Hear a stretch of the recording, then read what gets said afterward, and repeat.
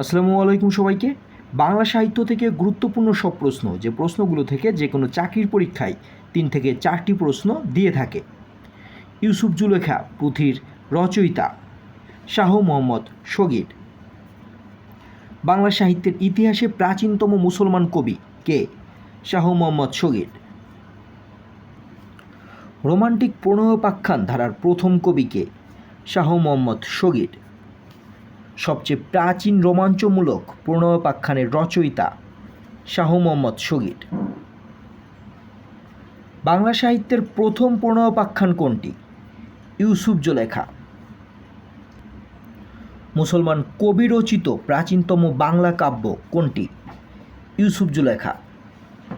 ইউসুফ জুলেখা কি জাতীয় রচনা? রোমান্টিক প্রণয় কাব্য।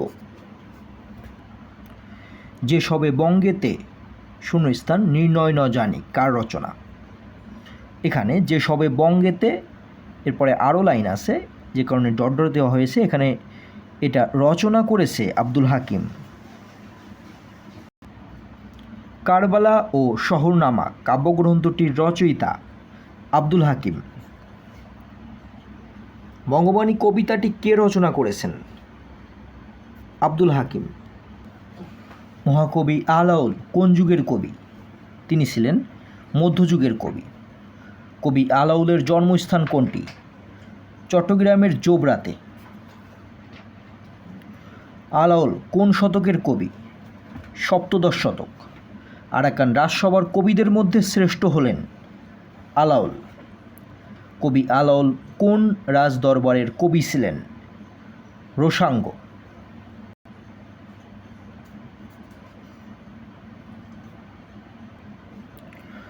তোহফা কাব্যটি কে রচনা করেন?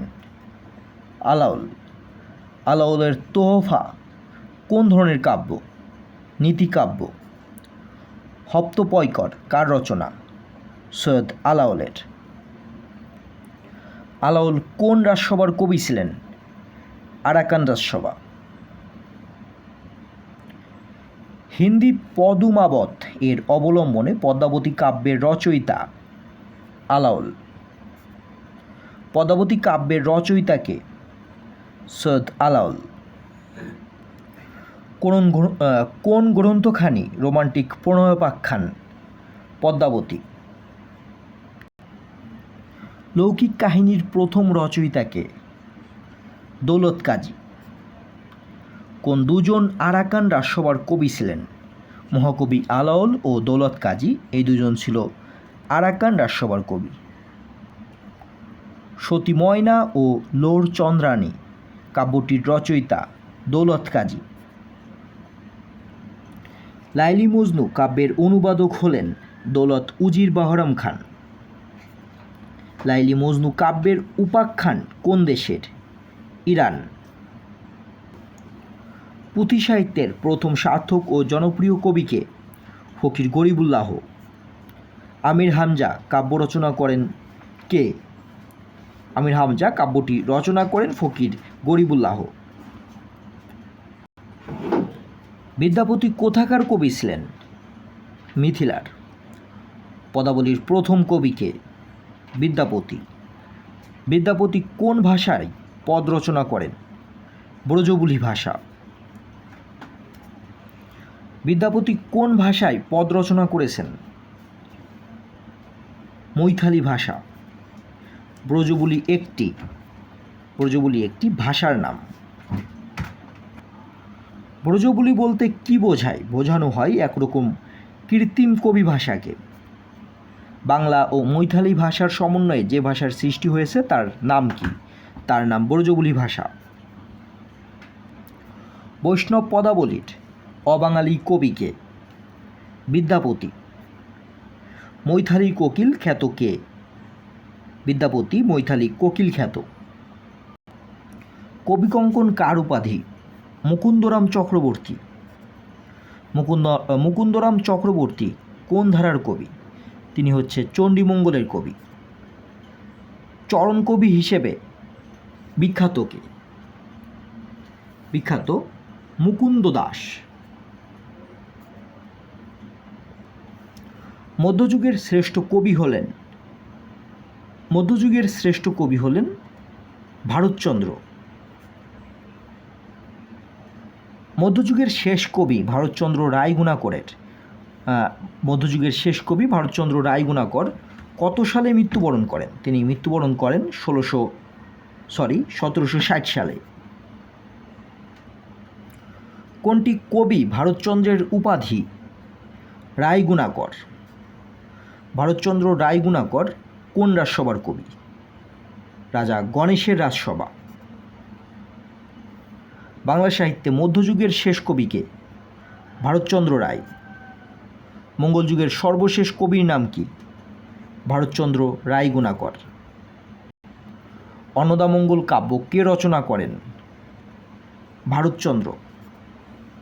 আমার সন্তান যেন থাকে দুধে ভাতে কার কাব্য থেকে এটা নেওয়া হয়েছে? এটা নেওয়া হয়েছে ভারতচন্দ্র রায়গুণাকরের কাব্য হতে। আমার সন্তান যেন থাকে দুধে ভাতে প্রার্থনাটি কে করেছেন? ঈশ্বর পাটনি। আমার সন্তান যেন থাকে দুধে ভাতে চরণটি কোন কাব্যের? অন্নদামঙ্গল। বাংলা সাহিত্যের প্রথম মহিলা কবিকে অথবা রামায়ণের প্রথম মহিলা অনুবাদকের নাম কি? দুইটাই হবে চন্দ্রাবতী। চন্দ্রাবতী হলেন বাংলা সাহিত্যের প্রথম মহিলা কবি। কবি চন্দ্রাবতী কোন অঞ্চলের মানুষ ছিলেন? কিশোরগঞ্জ।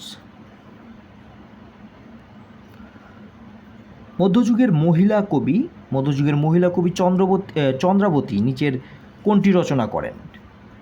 তিনি রচনা করেছিলেন রামায়ণ, কারণ তিনি প্রথম মহিলা কবি এবং তিনি প্রথম রামায়ণের অনুবাদ করেন। মধ্যযুগের মহিলা কবি চন্দ্রাবতীর পিতার নাম কি? দ্বিজবংশী দাস। বাংলা সাহিত্যের প্রথম মহিলা কবিকে? এখানে সঠিক উত্তর নেই, কারণ বাংলা সাহিত্যের প্রথম মহিলা কবি হচ্ছে চন্দ্রাবতী।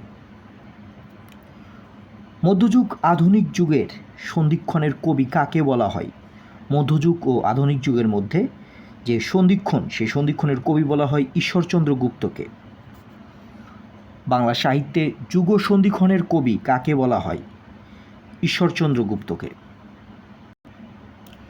ঈশ্বরচন্দ্র গুপ্ত সম্পর্কে কোন বক্তব্যটি সর্বাধিক গ্রহণযোগ্য? দুই যুগের মিলনকারী। এজন্যই তিনি যুগ সন্ধিক্ষণের কবি নামে খ্যাত, কারণ তিনি মধ্যযুগ ও আধুনিক যুগের মধ্যে সন্ধিক্ষণ সৃষ্টি করেছেন। ঈশ্বরচন্দ্র গুপ্ত সম্পাদিত পত্রিকার নাম কোনটি? সংবাদ প্রভাকর। ধন্যবাদ এতক্ষণ সাথে থাকার জন্য। গুরুত্বপূর্ণ এমন আরও আয়োজন পাওয়ার জন্য আমাদের সঙ্গেই থাকবেন এবং কোনো মতামত থাকলে অবশ্যই কমেন্ট করে জানাবেন।